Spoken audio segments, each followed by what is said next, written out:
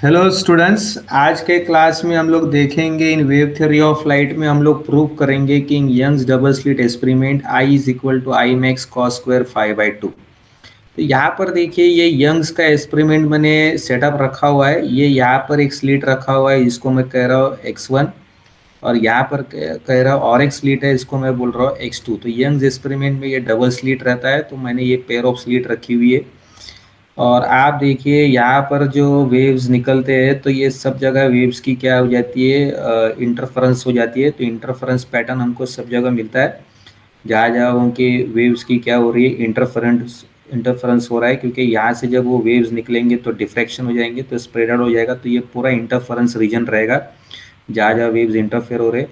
तो यहाँ पर हमने डिटेक्टर रखा हुआ है ताकि हम लाइट की इंटेंसिटी यहाँ पर मेजर कर सके कि डिफरेंट पॉइंट्स में लाइट की इंटेंसिटी क्या रहेगी। अब देखिए दोनों वेव ट्रेन से अगर हम लोग एनालाइज करते हैं तो दोनों के बीच में क्या हो रहा है, एक पार्ट डिफरेंस क्रिएट हो रहा है। तो path difference will create a phase difference.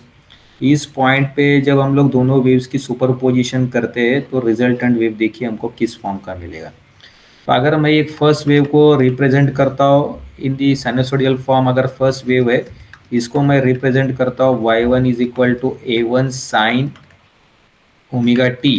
तो A1 जो रहेगा ये amplitude of the first wave है, और A2 रहेगा ये amplitude of the second wave है। तो y2 is equal to A2 sine omega T plus five. तो ये फाई जो रहेगा ये दोनों वेव ट्रेन के बीच में एक फेज डिफरेंस है। तो ये से दोनों वेव ट्रेन के बीच में क्या है, ये फेज डिफरेंस है फाई। ठीक है, पार्ट डिफरेंस क्रिएट कर रहा है हमारा फेज डिफरेंस। अब अगर इस पॉइंट पे हम लोग सुपर पोजिशन करते हैं तो दोनों वेव ट्रेन के अगर हमने सुपर पोजिशन किया है तो आप जानते हो रिजल्टेंट वेव भी हमारा इसी फॉर्म का रहेगा, साइनसोइडल फॉर्म में रहेगा। तो हम लोग y अगर ले रहे हैं रिजल्टेंट वेव, तो y is equal to a1 sine omega T plus a2 sine omega T plus five.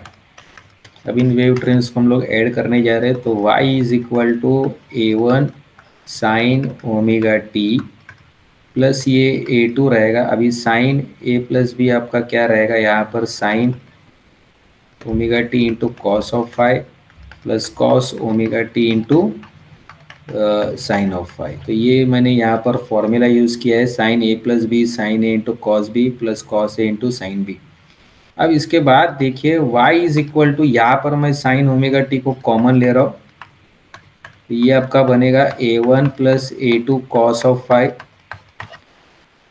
अब यहाँ पर मैं क्या कर रहा हूँ, इस वेव ट्रेन के अंदर देखिए यहाँ पर जो है हमने यहाँ पर साइन ओमेगा टी को कॉमन लिया है। यहाँ पर हम लोग क्या कर सकते हैं, कॉस ओमेगा टी को कॉमन ले सकते हैं। और मैं दोबारा आपको बताता हूँ हमारा रिजल्टेंट वेव जो है वो इसी फॉर्म का रहेगा, साइनसोइडल फॉर्म का रहेगा।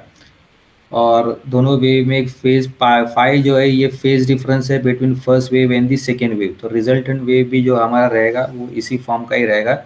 और देखिए अभी इस इक्वेशन को देखिए हम लोग को इसी फॉर्म में लाना है। तो इसको हम लोग लिखेंगे ए कॉस टेल, राइट, ताकि इक्वेशन हमारा इस फॉर्म में आ जाए। अब ये जो रहेगा ये प्लस कॉस ओमेगा टी रहेगा, और इसको हम लिखेंगे ए sign del.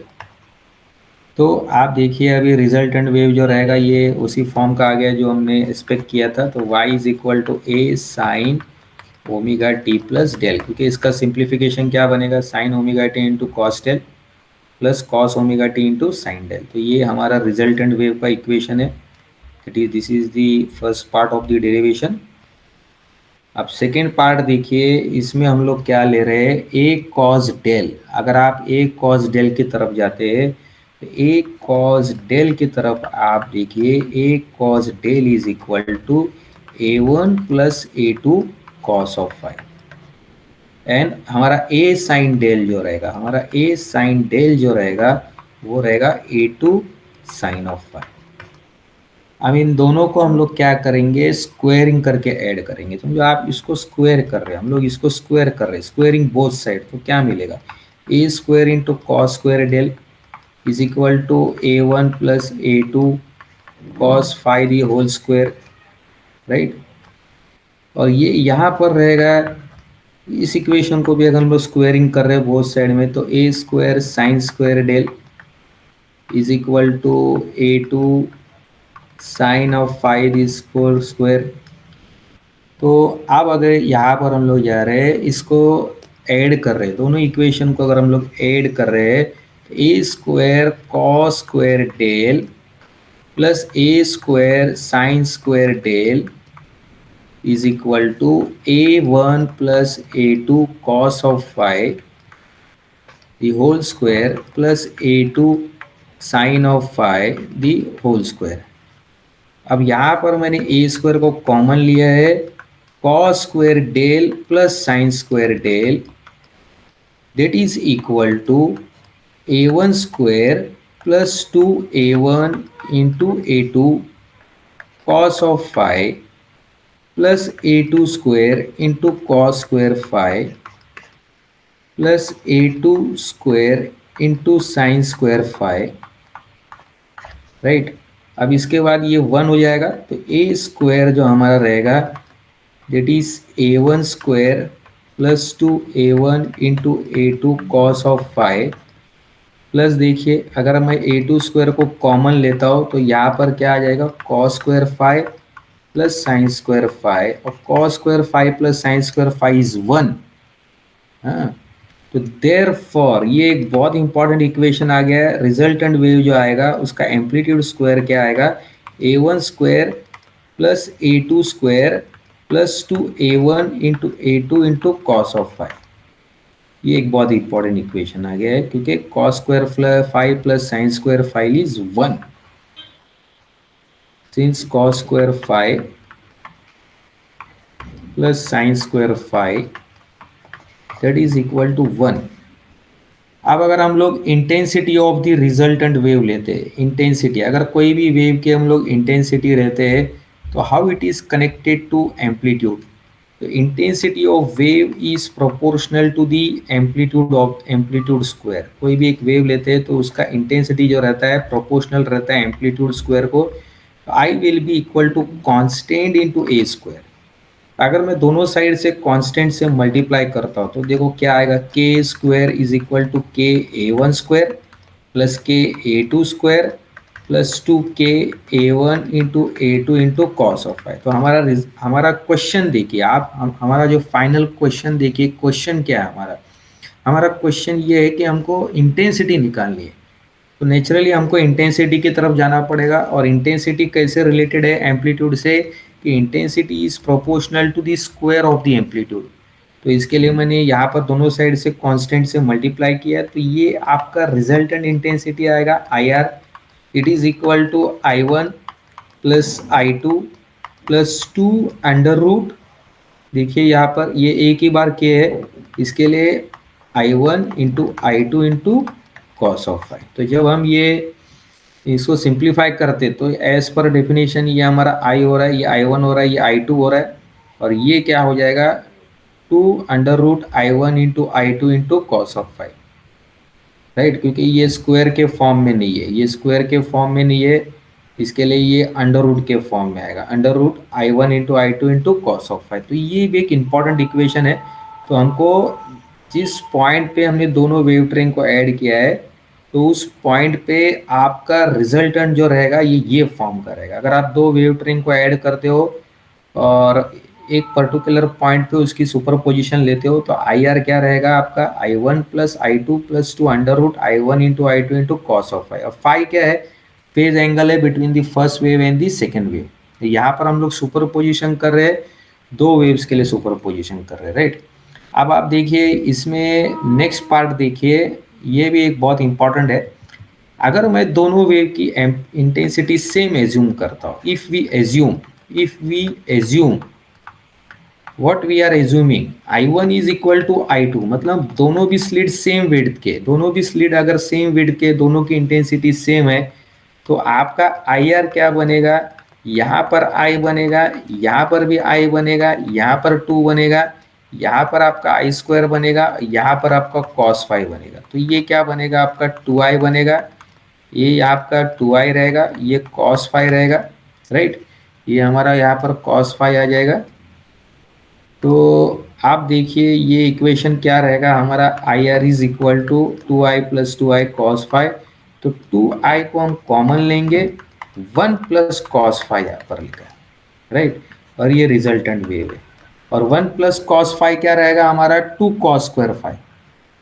1 plus cos phi क्या रहेगा, 2 कॉस स्क्वायर फाई बाई 2। ये आप जानते हो trigonometry, 2 cos square phi by 2। तो ये इस तरह से ये जो रिजल्टेंट इंटेंसिटी रहेगी वहाँ पर, रिजल्टेंट कोई भी पॉइंट पे डबल स्लिट इंटरफेरेंस पे हमारी रिजल्टेंट इंटेंसिटी जो रहेगी वो आप देखिए यहाँ पर क्या फॉर्म की रहेगी, 4i cos square five by 2, 4i cos square five by 2। तो हमारा रिजल्टेंट वेव जो रहेगा वो रहेगा I R is equal to 4i cos square five by 2। मतलब हम किसी भी पॉइंट पे, अगर ये देखिए डबल स्लिट इंटरफेरेंस पैटर्न का ये प्रोफाइल है, यहाँ पर y एक्सिस पे मैंने इंटेंसिटी ली हुई है, और x एक्सिस पे देखिए ये आपके फ्रिंजेस है, ठीक है। ये देखिए ये फ्रिंजेस है, और देखिए ये इंटेंसिटी है, ये मैक्सिमम होती है, फिर ये ड्रॉप होती है। तो ये आपका फ्रिंज नंबर है, ये 0 फ्रिंज नंबर है, राइट। ये आपका ब्राइट फ्रिंज आ गया, फिर इसके बाद ये फर्स्ट डार्क फ्रिंज है, और इसके बाद देखिए हम राइट साइड में जा रहे हैं, तो ये आपका फर्स्ट ब्राइट फ्रिंज है, फिर ये सेकेंड डार्क फ्रिंज है, राइट। तो इस तरह से इसकी इंटेंसिटी प्रोफाइल देखिए आप, इंटेंसिटी ग्रो होती है, फिर ये मैक्सिमा मिलता है, फिर इसके बाद आपको मिनिमा मिलता है, फिर ये मैक्सिमा मिलता है, मिनिमा मिलता है। दोनों साइड देखिए ये सेंट्रल ब्राइट बैंड है, ये आपको मैक्सिमा मिलता है, मिनिमा मिलता है, मैक्सिमा मिलता है, मिनिमा मिलता है, राइट। तो इस तरह से ये रिजल्टेंट इंटेंसिटी है। कोई भी पॉइंट पे आप डबल स्लिट एक्सपेरिमेंट में रिजल्टेंट इंटेंसिटी यहाँ पर निकाल सकते हो।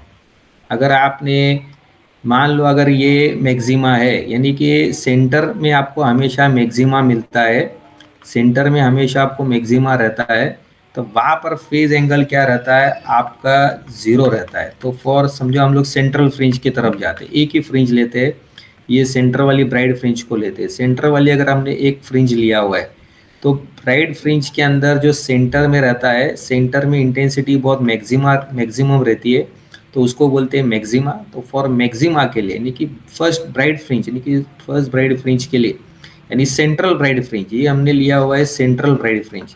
तो अगर आप सेंट्रल ब्राइट फ्रिंज की तरफ आप एनालाइज कर रहे हो, सेंट्रल ब्राइट फ्रिंज, तो आप देखो उसके सेंटर में हमको मैक्सिमा मिलता है, तो वहाँ पर जो फेज एंगल रहता है, phase difference between two wave, ये 0 रहता है। तो आप जानते हैं जब ये 0 हो जाएगा तो ये कॉस हमारा 1 हो जाएगा, तो ये पूरा 1 हो गया है।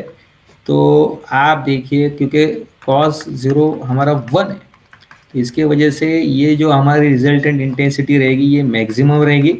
तो मैक्सिमम इंटेंसिटी हमारी क्या रहती है, 4i रहती है। तो इसका मतलब ये जो मैक्सिमम इंटेंसिटी है, यहाँ पर जो मैक्सिमम हमको मिल रहा है, दैट इज ऑलवेज 4i, मतलब it is equal to intensity of the individual slit. अगर हम इंटेंसिटी ऑफ इंडिविजुअल स्लिट को आई ले रहे हैं, तो हमारा मैक्सिमा क्या रहेगा, 4i रहेगा, राइट। तो हमारा मैक्सिमा यहाँ पर 4i रहेगा। तो यहाँ पर देखिए ये डेरिवेशन है, तो हमको प्रूव करना है I is equal to I maximum cos square five by 2, right. तो ये हमने यहाँ पर प्रूव कर दिया, I is equal to I R is equal to I maximum cos square five by 2। तो अगर दोनों स्लिट की इंटेंसिटी अगर हम लोग एज्यूम करते हैं कि वो इक्वल है, जो हम लोग ने यहाँ पर लिया हुआ है, दोनों ये स्लिट की इंटेंसिटी को अगर हम लोग एज्यूम करते हैं वो इक्वल है, और दैट इज इक्वल टू हमने आई लिया हुआ है, तो उस वक्त हमारी रिजल्टेंट इंटेंसिटी जो आती है that is 4i into cos square five by 2। तो अगर हमको मैक्सिमा चाहिए, तो मैक्सिमा चाहिए, तो आप देखिए अगर एक सेंट्रल फ्रिंज को आप कंसिडर करते हैं, तो मैक्सिमा के लिए यहाँ पर फाई क्या आता है, 0 आता है। अगर आपने 0 ले लिया है, तो इसका मतलब मैक्सिमा इंटेंसिटी कितनी आती है आपकी, 4i आती है। हाँ, और हर फ्रिंज की जो मैक्सिमा है that is of same brightness, her fringe की जो मैक्सिमा है that is of same brightness and that is 4i।